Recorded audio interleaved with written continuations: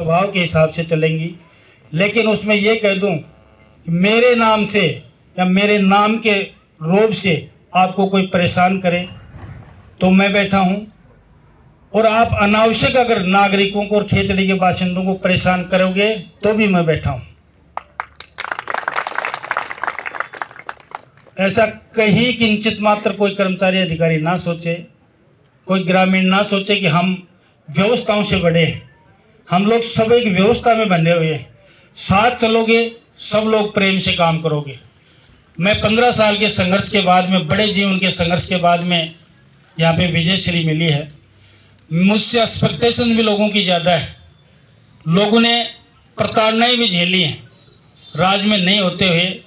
तो आज मुझे उम्मीद है सभी से कि किसी का ये समय ना है कि मुझे उस अधिकारी से उलझना पड़े, उस कर्मचारी से उलझना पड़े।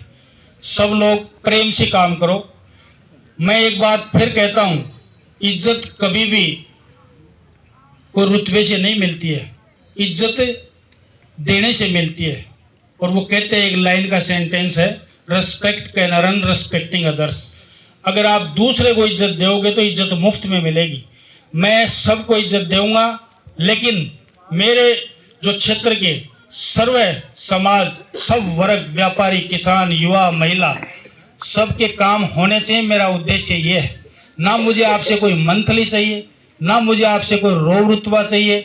आपसे खुले मन से कहता हूँ, व्यवस्थाएं बदलेंगी, निश्चित रूप से कहता हूँ, व्यवस्था बदलेंगे। कई लोग अधिकारी, मैं ये कहते हुए सुना है कि मुझे मंथली देनी पड़ती है इसलिए मैं पैसे लेता हूँ। मैं खुले मन से और खुले मन से कहता हूँ, ये बात पत्रकार बंधु भी इस बात को प्रसारित करें, मेरा सहयोग करें। विधायक के नाम से अनावश्यक कोई यहाँ पे आपको तंग करे या आपसे कोई अनैतिक या जो अव्यवहारिक काम है, जो संवैधानिक काम नहीं है, वो करवाए तो हम लोग साथ लेके चलेंगे। मेरा उद्देश्य ये है, लोगों के काम होने चाहिए। किसी को ये कहना कि इसने वोट नहीं दिए, इसने दे दिए, जायज काम सबके होने चाहिए। ये मेरा आप लोगों से निवेदन है, आप लोगों से निवेदन है। और कई भ्रांतियां फैलाई जाती हैं जब आदमी सक्सेस को नहीं पहुंचता है, सक्सेस तक, जब तक कई भ्रांतियां फैलाई जाती हैं। अधिकारी और कर्मचारियों के मन और दिल और दिमाग में एक भय पैदा किया गया है कि ये व्यक्ति आ गया तो पता नहीं क्या कर देगा। मैं पढ़ा लिखा आदमी हूँ, इज्जत लेना भी जानता हूँ और इज्जत देना भी जानता हूँ। ये अधिकारी बैठे हैं, इनसे पहले भी अधिकारी बैठे थे, सबको इज्जत से काम करवाया, मेरे काम हुए हैं। मैं कहता हूँ, मेरा एक भी व्यक्ति टूटा क्यों नहीं, क्योंकि मैंने अधिकारी, मेरा जो लेवल है उस हिसाब से, अधिकारियों का लेवल है उस हिसाब से उनका रेस्पेक्ट से काम कराया, जायज काम हुए हैं। इसलिए सब लोगों से मेरा आग्रह पुनः बार बार ये है कि जो भी व्यवस्थाएं अब तक चलती आई हैं, शायद उनमें हमको भी कुछ फेरबदल करना पड़ेगा, लोगों को भी करना पड़ेगा और आपको भी करना पड़ेगा।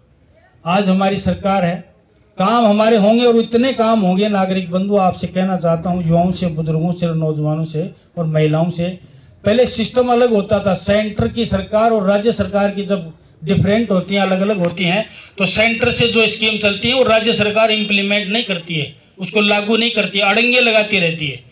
आज सेंटर की सरकार हमारी है, राज्य की सरकार हमारी है, एमपी हमारा है, जिला प्रमुख हमारा है और विधायक भी आपका अपना खुद का है, बीजेपी का है। इसलिए मैं ये खुले मन से कहता हूँ, सारे स्रोत हमारे खुले हैं। खेतड़ी में विकास के द्वार खुलेंगे। आपके हक का पैसा ना जयपुर में छोड़ेंगे और ना दिल्ली में छोड़ेंगे। 1 रुपया मिलेगा तो 1.25 रुपया आपको ला के देंगे, ये आपको विश्वास के साथ कहते हैं। और ये नया नया जीत के आए हैं, इसलिए जोश में नहीं कह रहा हूँ। मौका नहीं मिला था, काम करने की तमन्ना बहुत थी, इच्छा बहुत थी कि लोगों का भला करें।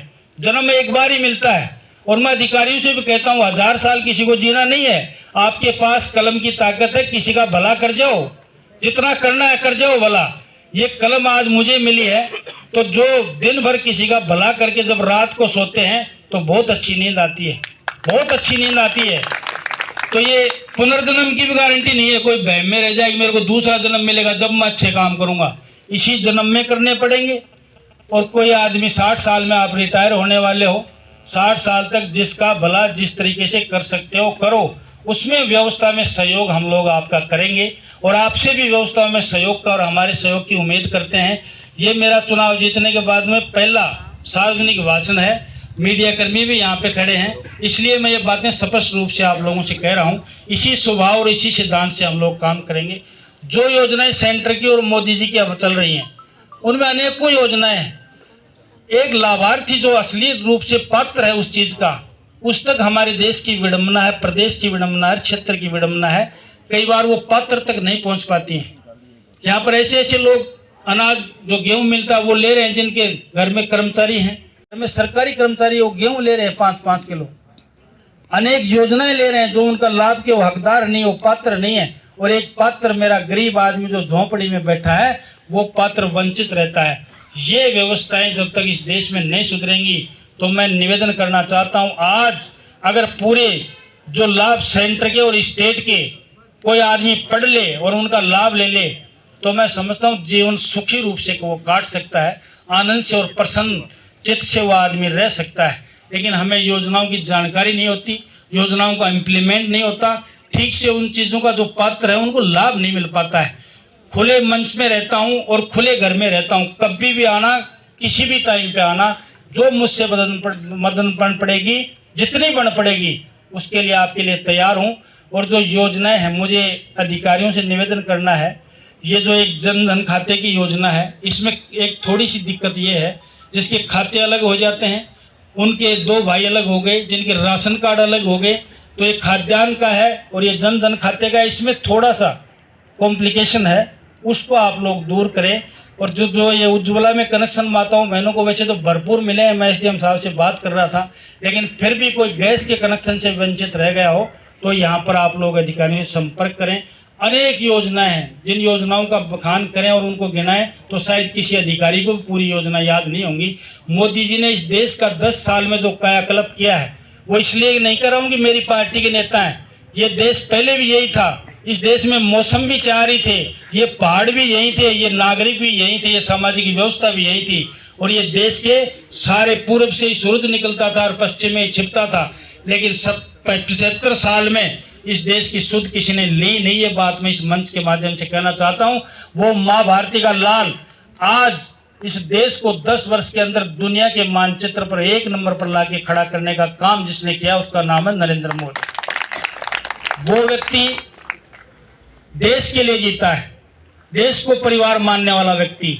हमने प्रधानमंत्री को ऐसी ऐसी योजनाएं, आप कभी सोच सकते हो कि इस देश में, जिसको पिछड़ा हुआ देश मानता है पूरा देश, जिसके घर घर में शौचालय होगा, आप कभी सोच सकते हो जिसकी लाइनें लगती थी। मैंने शुरू में जब गैस का कनेक्शन लिया तो सुभाष महरिया एमपी के